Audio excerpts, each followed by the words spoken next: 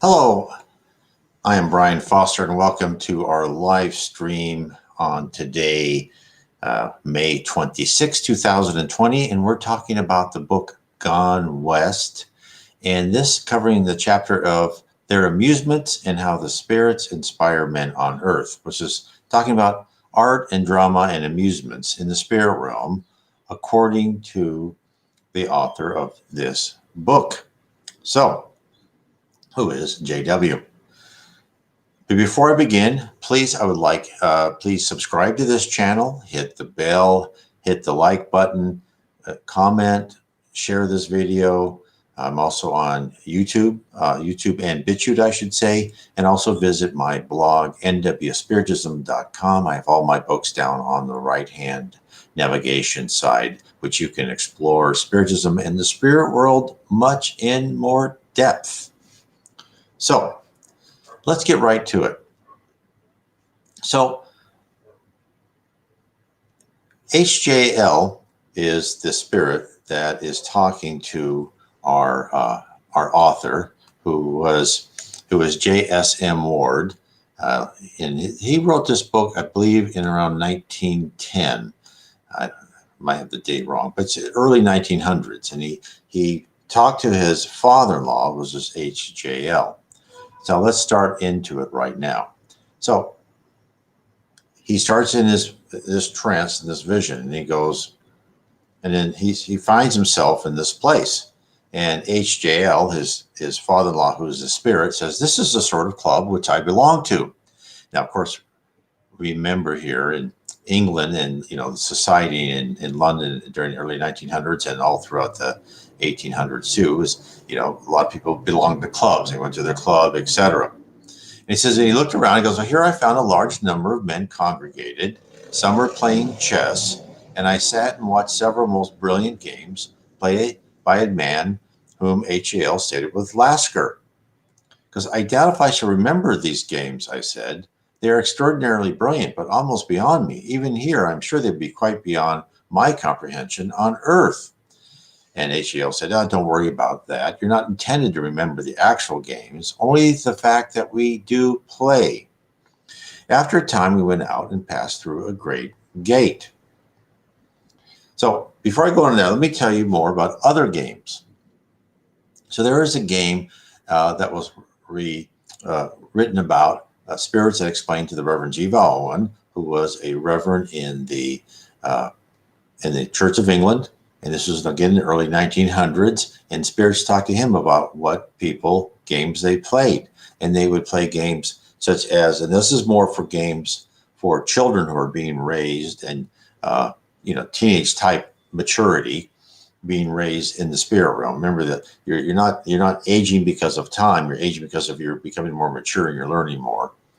And they would come up and they would have a line of people on both sides. And then one person would go through that line and he would have to mentally keep a ball in front of him in the air. And as he went through the line of people, they would mentally push or pull or try and get the ball out of this person's control. And sometimes the two lines would say one would push and the one would pull and really throw the ball with their mental powers, really throw the ball off, right? And so very rarely would people win, but even then they'd always pick two winners. And so what is this game like, right? So this is for them to work on their mental powers, right? Because thought is action in the spirit world, and they are training their minds to control that object, even though there are external forces, other forces that are trying to move that object up, down, around, whatever. But you need to keep control of that object, even though there are other stimuli and other forces that are fighting against it, are attracting it. So this is why. So it kind of explains. This goes in with Spiritism. There are games played. There are amusements. There are all sorts of things. The spirit world, in its most banal form, is Earth, but Earth made perfect. Earth where you never age.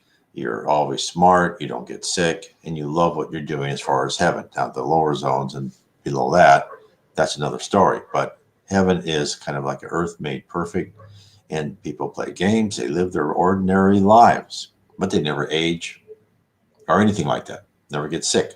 So let me carry on. He says, don't worry about that. That's after he says he couldn't understand it. So HAL said, don't worry about that. You're not intended to remember the actual game, but the fact that we do play. So after a time, we went out and passed through the great gate. And he says, I'm going to show you another amusement I enjoy. And he took me on a regular street onto a square, which was built in the style of the early Renaissance. Passing through a door, I found we were in what I can only designate by the name of an architect's office. It, however, lacked the general air of untidiness usually prevalent in such places.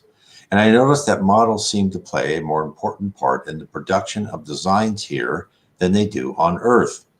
There were, however, a certain number of drawings to be seen. Then he said, my partner is always learning a near spiritual truth. So I can't introduce him to you, but he was a Frenchman who lived during the end of the 16th and the beginning of the 17th centuries. He studied too in Italy, so you see he knows a fair amount about Renaissance architecture. Still, he's not quite up to date as to modern requirements such as drainage arrangements, and that is where I come in. Of course, he knows all about design and ornament, but I help with the more practical work. Here, all the arts have reached a far higher degree of excellence than anything of which you are aware on Earth. And then JW goes, well, what good are the designs? Do you build houses here? And his answer is, yes, we can and sometimes do, but most often we endeavor to impress our ideas upon living men and get them to build them on the material plane. Let me tell you that all inspiration comes from this side. The work of genius are really the inspirations of the spirits acting through that man who is really mediumistic. Now, let me stop there for a second. That is almost word for word what Allan Kardec says in the Book of Mediums, that geniuses are really those people that can channel the inspiration coming from the spirit realm. So if you look at Einstein, anyone like Thomas Edison, they were very smart and geniuses, but they're also able to take the inspiration from the spirit world and make it into reality. And he also goes on to say, this partly explains why so many men of genius are of an erratic temperament and often of an unsatisfactory moral attitude. Being mediumistic, they're liable to fall victim to undesirable influences, evil spirits, in fact. Then JW says, do you mean then that no great inventions originate on the earth, or does this statement refer only to artistic inspiration? And he was answered, art, literature, music, even mechanical inventions are almost always inspired from this side. Slight improvements and adjustment to enable the great idea to fit the conditions of earth life or the kind of advances which men make on earth. I hesitate to say that no great idea was ever invented on the earth, but I know of none, and I'm sure there are very few and far between. So this explains in part why is it that progress is so slow in the early centuries of life on this planet and of late has proceeded at such a rate.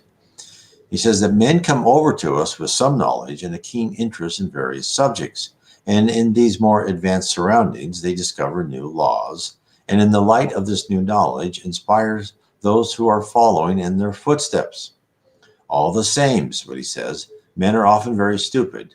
We send out a brilliant idea, and the best parts are often misunderstood or fail to penetrate the denser minds of those still on earth. Again and again, we find our finest ideas reduced to a miserable travesty of their real selves. He carries on. He says, as man gets older, too, he often seems to grow more material, especially if he has become prosperous. This leads to poorer, or at any rate, more commonplace work, for the finer ideas are no longer able to penetrate. And then he says, look at this drawing and this model. He says, look at this idea for a church. Splendid, isn't it? It's Renaissance style, but far finer than anything they've got on Earth. But my partner has not realized how important heating and lighting are. I'm correcting that. Still, I don't suppose even a feeble imitation of it will ever be built on Earth. It is such a materialistic age, and he's talking about the early 1900s here, that we simply cannot get our ideas through. Now imagine when they're talking about when they make these horrible looking glass skyscrapers. I remember in the city of Seattle, they had this, uh, this new library, and it was just this horrible glass-looking structure. Of course, the newspaper said, "This is beautiful. This is great." And I thought to myself, I don't think so. That's if that's your taste, so be it. Of course, then 10 years later, they say, "Why did we like that ugly glass edifice?"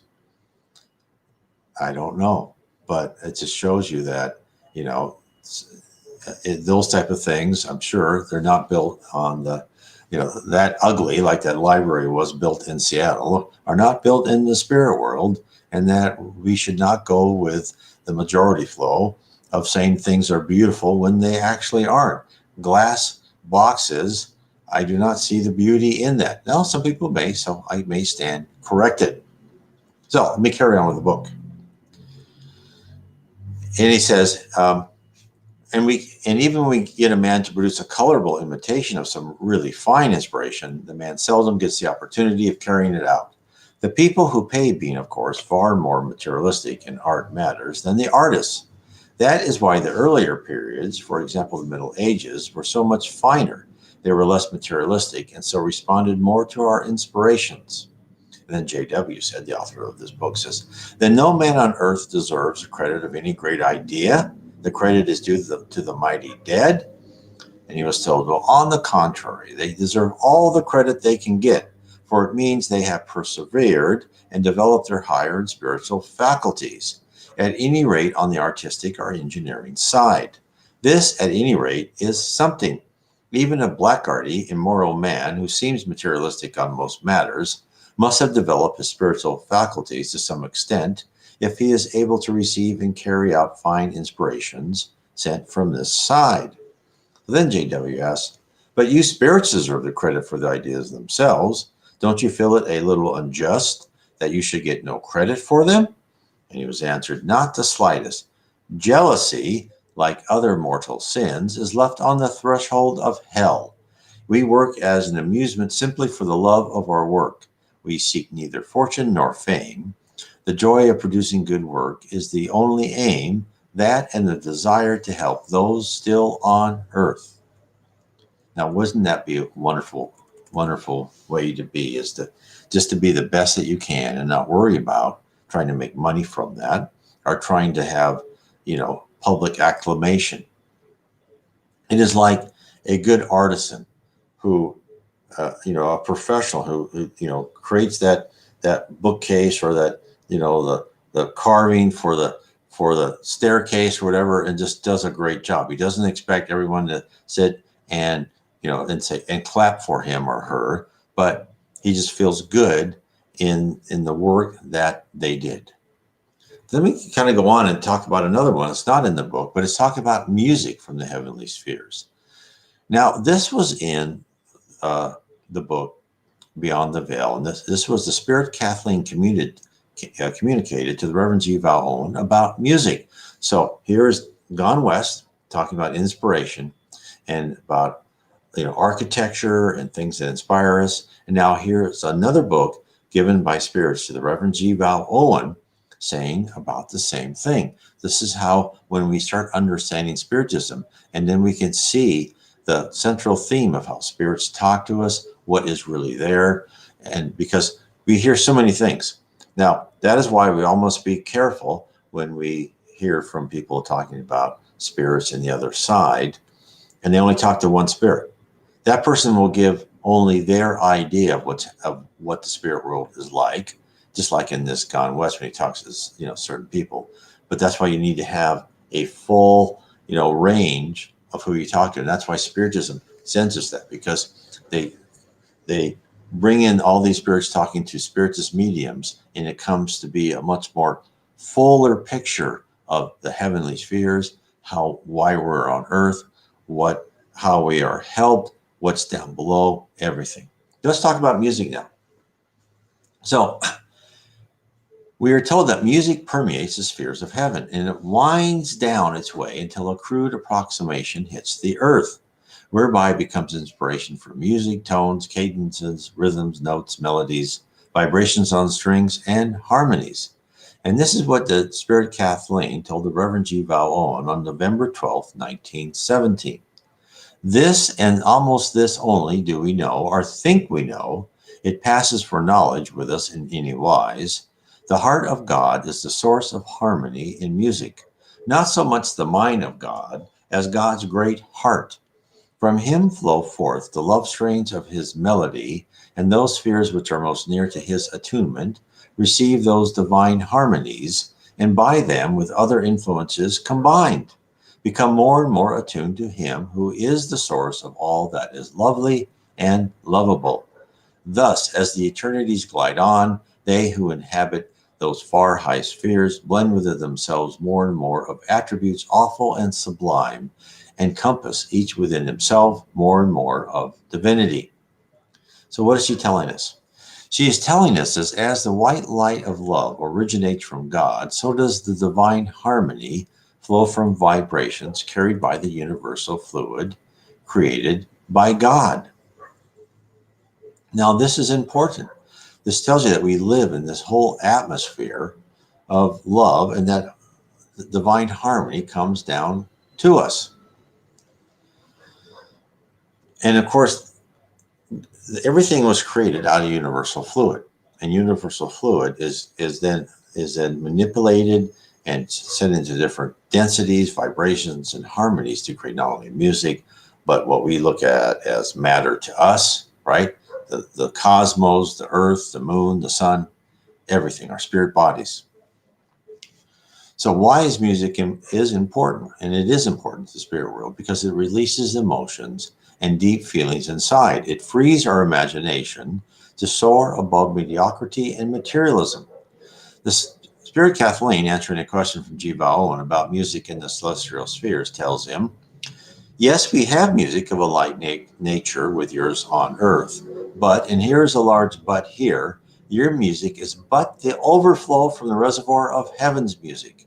You do get the gleams of the glorious harmony we have here as it comes through, but it is muffled by reason of the thick veil through which it all has to pass, even the finest of earth's masterpieces.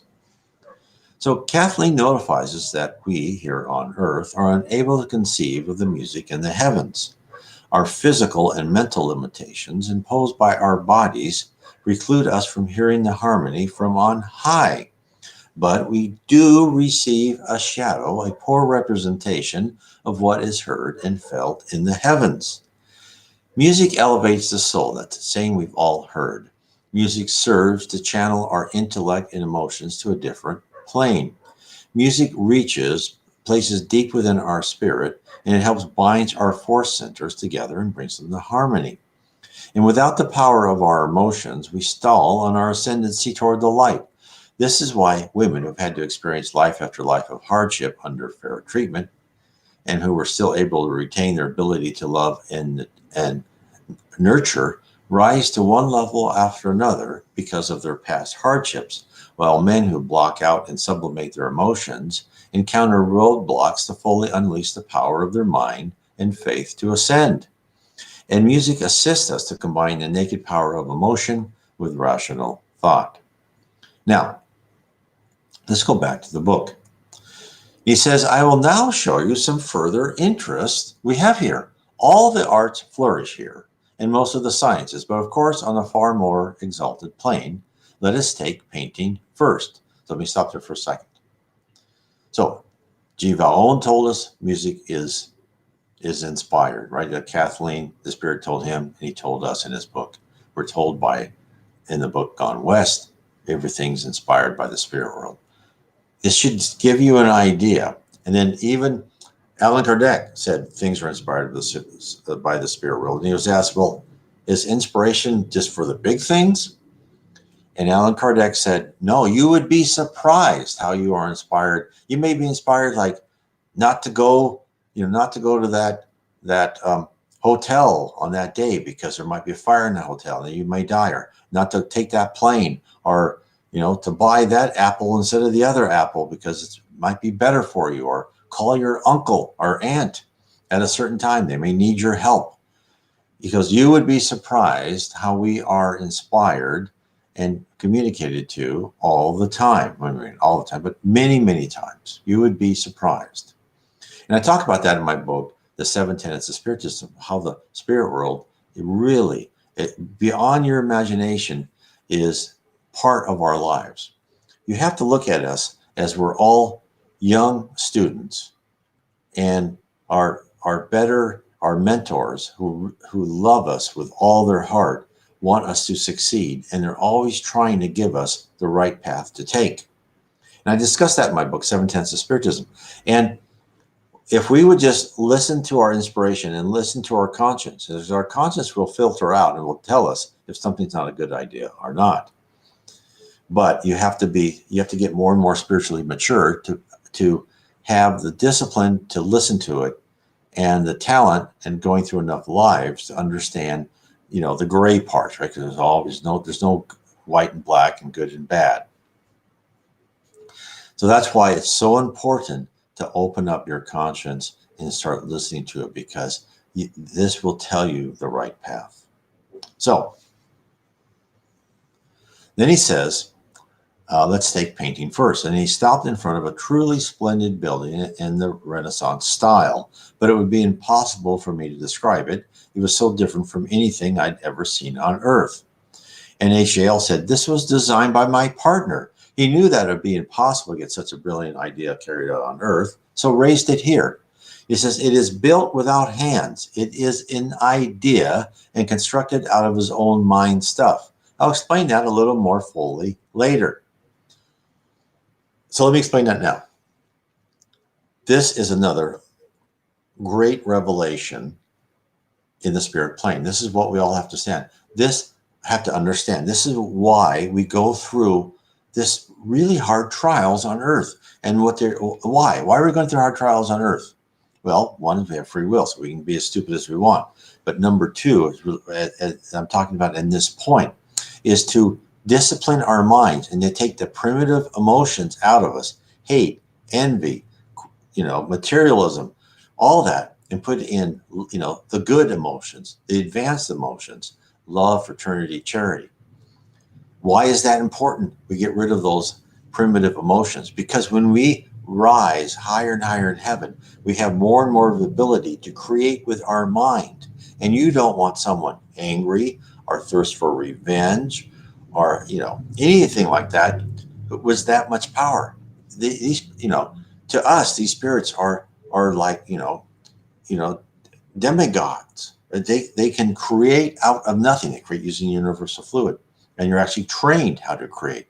So when he says it's built without hands, he means it's built without hands. Most probably a group of people got together. He built a model of it. And he said, this is what I want to build. And they got together, and they had probably help from higher spirits, and they raised this edifice with their minds. And that's why we're being trained. So what to many of us is pretty, discipline. There's a lot of training going here. And that's the vicissitudes, that's the ups and downs of life. It is sometimes wonderful and sometimes horrible. Now, and not all training is because of things we've done wrong in the past. Some of it is just to broaden our horizons and give us more experiences. But it's all about us becoming a pure spirit. And when I say becoming a pure spirit, that is a higher and higher spirit who uses the power of his or her mind for creation. So let me go on. We entered, and I found it corresponded to a picture gallery, only much better arranged than anything we have on Earth. And I asked, if you have picture galleries, I suppose you have museums. He goes, we have them, but not so many as you would expect. You see, so far as possible, we put ancient art objects to the original use in the original homes. Egyptian chairs in an Egyptian palace and Egyptian jewels on the original owners or makers, for example.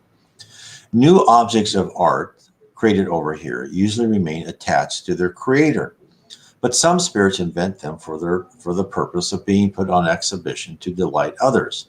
For these, there are museums. Similarly, ancient art objects are put in a few museums when on Earth they have been destroyed, while the building to which they belong still remains. This only affects objects entirely separate from the building itself. For example, if a fireplace and paneling were removed from the original building, even though the structure of the building and the paneling each continue to survive apart, the original form of that building would have been destroyed on Earth and would come here. Now look at these pictures. These are ideas which were too exalted to be impressed upon any artists upon Earth and are therefore here. The majority of the artists here, however, try to get their ideas impressed on earthly artists. So then he says, I begin to look at the pictures. I perceived that not only were they far more beautiful than anything I'd ever seen on Earth, but they differed in many ways difficult to describe. The colors were both more brilliant and yet more harmonious, I should say. Further, from them issued a kind of light. Then the pictures seemed to be more in the round. Figures and features seemed to stand put.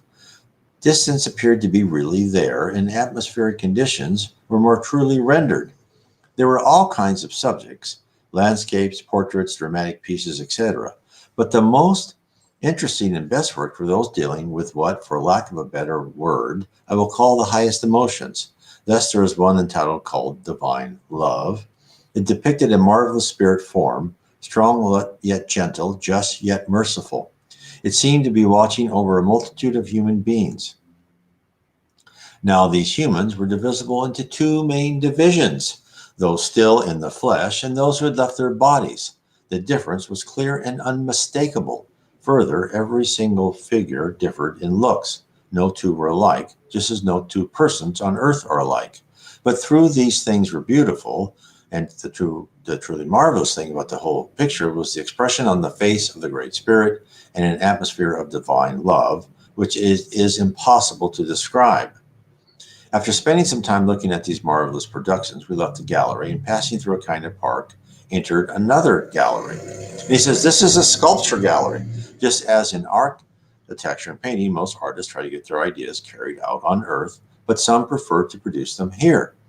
And JWS, are those figures made of real marble, or where do you obtain the stone? He says, we mold and make them out of our own mind stuff, which takes the form of marble or bronze, according as we conceive it. Again, creating with his mind. He says we may be able to build them up like a man does a clay model, but the clay is our own mind stuff. I can give you no better word.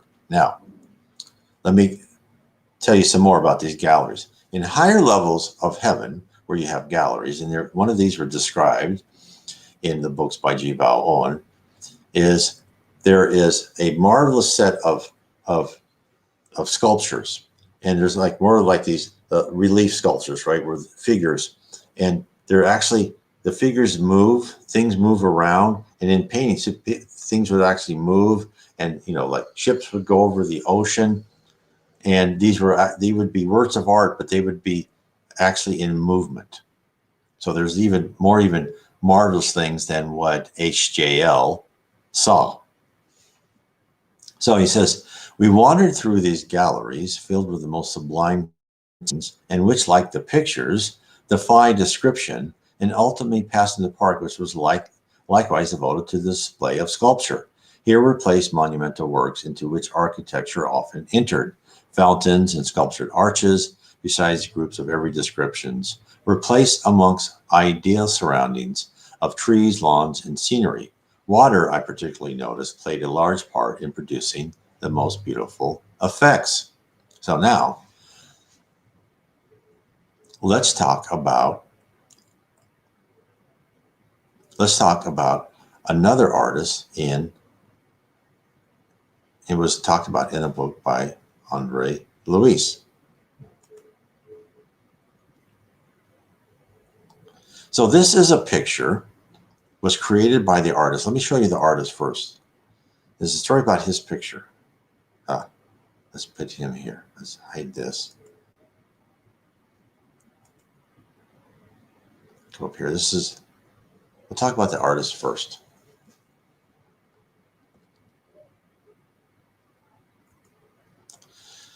So in the book, The Messengers, psychographed by Francisco C. Xavier and inspired by the spirit Andre Luis, there is a passage where Andre enters a building and spots a large canvas which depicts the martyrdom of Saint Denis. Now, Saint Denis was an apostle to the Franc world, which is the modern day area of France, who had been sacrificed during the early years of Christianity. Now, Andre Luis was astounded. He had seen a painting that looked exactly like the one in the building back on Earth, and it was created by the famous French painter Leon Bonnet. Andre is told that this is a reproduction, and then he replies, as I understand, the original is on display at the Pantheon in Paris. Now, Andre then is told the real story. He goes, no, my friend, you're mistaken. Not all the wonderful expressions of art are original creations of incarnate artists. It is true there are marvelous works of art originated by incarnate humans. However, in the case of this painting, the story is quite different. The painting was idealized and created by a Christian artist in a spiritual community closely connected with France. At the end of the last century, the talented painter of Bayonne, Leon Bonnet, visited that spiritual community in the spirit realm during his sleep on a night when he was particularly inspired. He had what any incarnate individual would call a wonderful dream. And from the first moment he saw the painting in his dream visit, he was determined to reproduce it. He then produced a copy, which, although it pales when it compares to the original, and became famous all over the world. Now let me show you the painting. Hold on one second.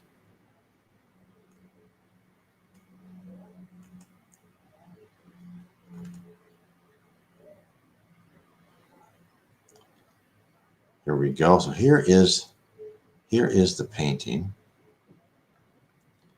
by Leon Denis, which is a copy which he saw in the spirit realm. So you can see as we're going through more and more of this, how the inspiration comes from the spirit realm.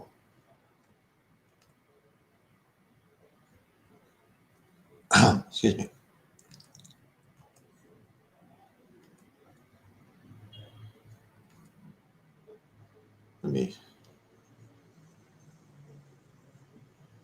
There. So let me carry on. So Andre's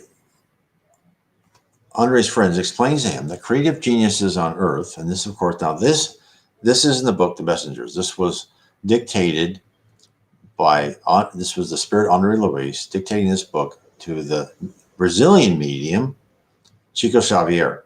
So we have an English man who, in his visions, talked to his father-in-law. We have the Reverend G. Val Owen talking to multiple spirits, and we have multiple spirits. In this case, it's Andre Luis talking to Chico Xavier, because Chico Xavier wrote more than almost 500 books dictated by spirits, or he psychographed, as we should say. So again, all telling us the same thing. This is what Spiritism reveals to us, is that all the inspiration from the spirit world. So then he tells Andre, he says, nobody creates without seeing, hearing, fully sensing. The artists of superior mentally do see, hear, and sense the high expressions which reflect the path which leads to God. So what is he telling us? What we said by a couple other people. We are communicated to by spirits. There are many times the inspirations that drive us to achieve our lofty goals. As long as what we desire is meant to improve our life and the lives of others around us, learn how our lives are planned and are assisted by our guardian spirits. We need to learn that. And to do that, you can read some of my books. You can read, there's a couple of books I have that will help you really explain how much we are guided by Earth. And one of those is the 7 tenets of Spiritism, which I alluded to before, where I talk about how much involved the spirit world is in our daily life on earth, and that we are continually loved. We live a life that has a blueprint, that we go through planned trials, and they help us through these trials. Now, another book is The Case for Reincarnation. And this talks all about how you are reincarnated, how you plan for your reincarnation, how your spirit mentors help you plan for your reincarnation, why certain things happen to you, why you may have and there you may have an example there of a person having an ulcer at a certain age in a certain place because he had stabbed someone in that same place, and he wanted to pay for that past wrong and feel like what it felt like to have pain right in that stomach. So these are things that we're all told about, and the more you realize how the spirit world really loves us, the more you can understand your own trials and tribulations. And instead of instead of having such remorse over them, you can look at them as learning experiences. Okay. Then he says, I'll take you to schools of music. And then I saw these men composing and playing magnificent symphonies. And in one room I entered resembled a concert hall on a stage in which a man was singing. He goes, if you have concert halls, I suppose you have other places of entertainment, I inquired. He goes, certainly, we have theaters and so forth. Only nothing pertaining to evil is acted here. That type of play goes to hell. Our play here all includes all that was best and noblest on earth, together with the production of works composed here. Only good work comes here. The feeble stuff, even when they're not actively evil, sinks down to the upper divisions of hell. Now let me carry on with this. And that's the same thing in music or play or anything that happens. There's inspiration comes down, but as it filters down, and then someone who's is inspired can also then be subjected to inspiration from not very good spirits, ignorant spirits. So so I'll let you decide what type of music and plays and films you see that can be mostly inspired by higher spirits, and those that which have been degraded and bastardized, as we say, by as they filtered down and they were changed by lower ignorant, immature spirits. So he says, their feeble stuff goes down into the lower realms. Of course, we do not get the most superb spirit productions here, these being too advanced for us. We are restricted to the visions above us, in which, for the most part, they produce. Then he goes, but what are the works like the plays of Shakespeare? And there are fine and exalted in many ways, but there are parts which are distinctly coarse and immoral. And he says, okay, well, the difficulty is met by recasting the offending parts. The author himself, in this case, Shakespeare, has recast these parts. In place of the evil parts, passages of finer poetry and sentiment have been substituted. Indeed, most are agreed that the new parts not only fit into the old most perfectly, but often give a meaning to parts that before were crude or hard to understand. And he says, well, then Shakespeare did write these plays? It was not Bacon? And he says, of course not. Shakespeare wrote them under the inspiration from a band of spirits who have since passed still on higher. The very passages of an undesirable nature were those which Shakespeare himself put in to fill the blanks where he had failed to grasp the higher inspiration sent him. You must understand, however, that it is the portrayal of evil in an attractive light which is impossible here. But when enacted to show its terrible consequences, it becomes right, proper, and beneficial. Now, isn't that amazing? He said, well, Shakespeare himself recasted these parts of the plays.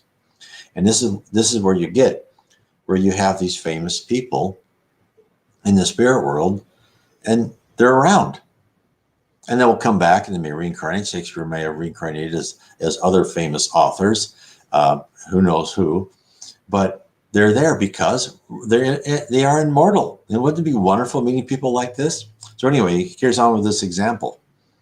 Thus we constantly act Othello, and it is only a few coarse phrases which have been deleted. The plot, terrible as it is, yet is a good one, for it teaches a valuable lesson. We do not, however, go to the theater to learn such simple spiritual lessons as that, as we learn those before we reach this realm, but to see one of the finest plays ever given to the world enacted before our eyes.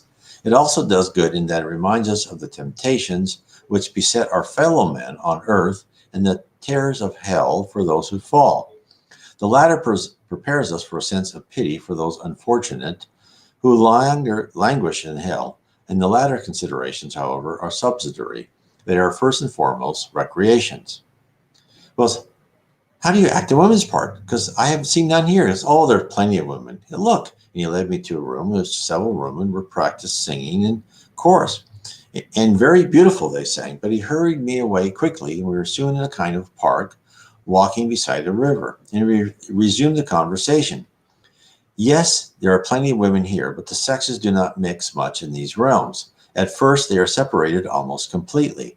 It is desirable, as far as possible, to eliminate the old ideas of sex, ideas right and necessary on earth, but no longer needed here. Otherwise, spiritual progress would be rendered almost impossible by the old carnal feelings.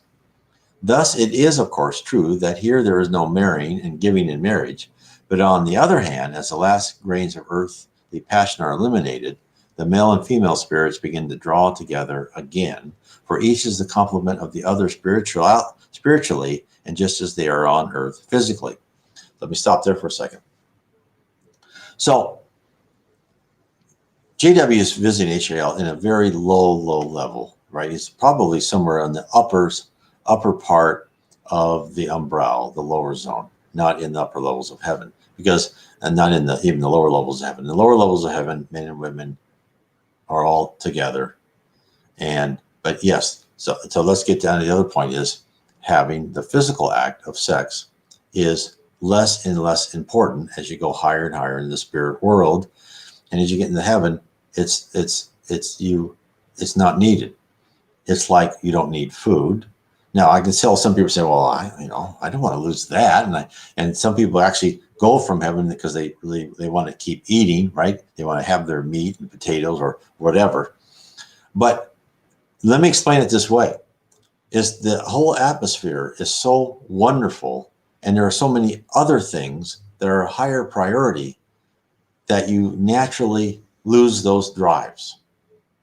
You lose those primitive drives because they're not as satisfying. Here they're satisfying because in relation to other things, they're pretty good. But as you go higher and higher, they're really not that important. Therefore, there's still that physical need and that flirtation down in the purgatory, the hell, and the lower zone.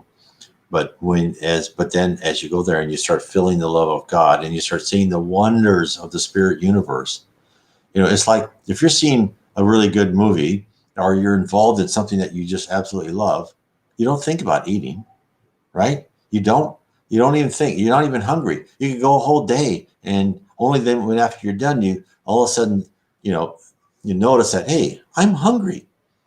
That's how it is in the spirit world, that you are other more important passions take the place, right? And it's natural. It's not like you're going to give up.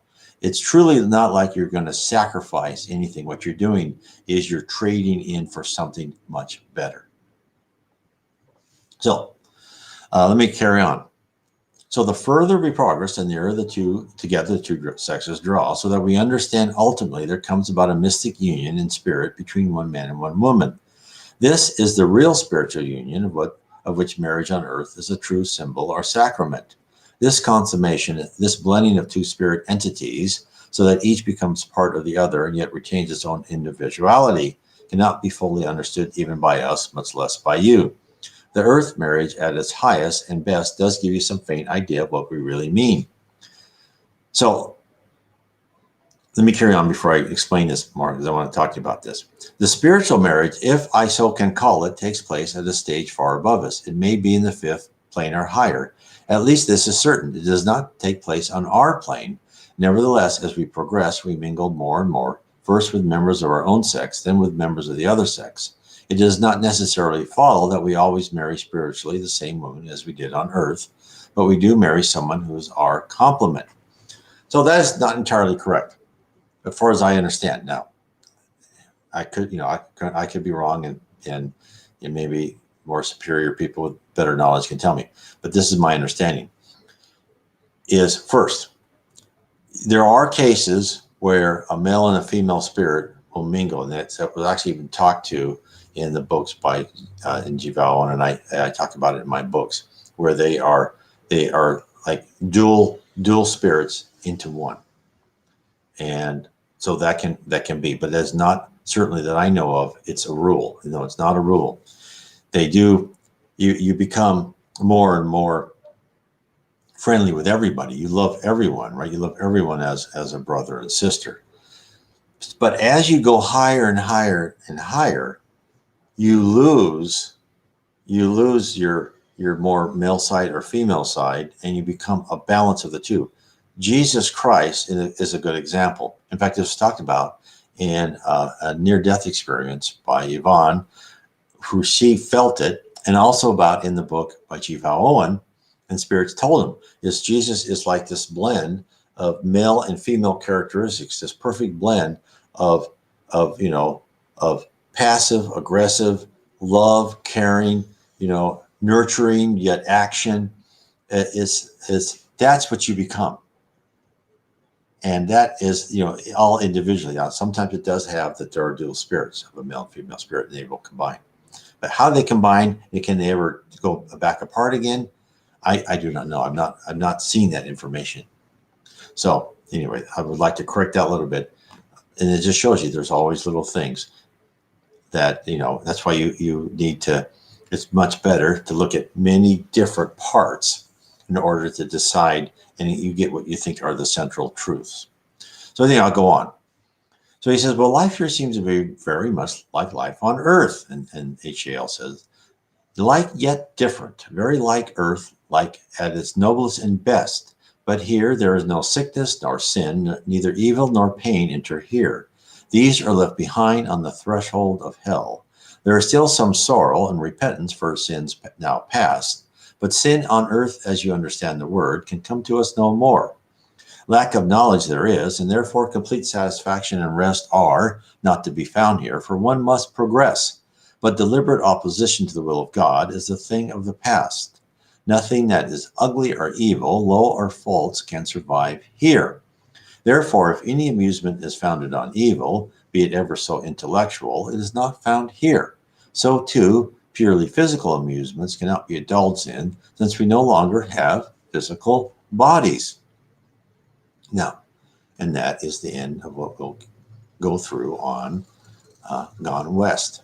So I hope that this has been extremely interesting to you, and that it should give to you a flavor of what life is like in the spirit world. And if you would like to learn more, I suggest you read my series of 3 books. The first one is Heaven and Below, Book 1 of Spiritism. It talks about heaven, talks about the lower zone, what is heaven is like, to the lower zone, talks about the dark abyss, which they say is hell. And also I talk about Jesus Christ and his many manifestations in the spirit world. Jesus is there, and he is the governor of our planet. He controls what we do. He is constantly around, not for everybody sees him every day, but he is there and present in the spirit world. And then in my second book is Spirits in the Spirit Universe. And this book, I really talk about what are spirits made of? How do you progress? And as he's talking about, there's knowledge. We still don't have knowledge. Therefore, there's more work to do. I talk about exactly. Spirits go to schools. They go from one school to the next school. And then as you finish the main school on each level, you ascend if you're morally and spiritually and emotionally ready. You ascend to the next level, and you don't ascend just with a piece of paper. You ascend with more tools in your toolbox. You ascend with more powers. You become less material and more energy. You actually become a modified spiritual entity. And I hope this would be something that shows you why we go through what we do on Earth. And then my third book, the last of the series, is How We Are Guided by Spirits. And it tells us individually, collectively, nations are guided by spirits. There are blueprints for nations, like there's a blueprint for Rome, there's blueprint for the United States, there's blueprint for Canada, everything, Europe as a whole. So there are planned destinies for all sorts of these. And I'll also tell you, what's the planned destiny for the future of the earth? How will we become from a planet of atonement, where we are now, to a planet of regeneration, where we won't have to go through these dramas, daily dramas, terrible sicknesses and all that, and how we will be in much better shape. So anyway, I want to thank everyone for being with me today on this Tuesday. And I hope that please subscribe and hit the bell. And I will see you next Tuesday.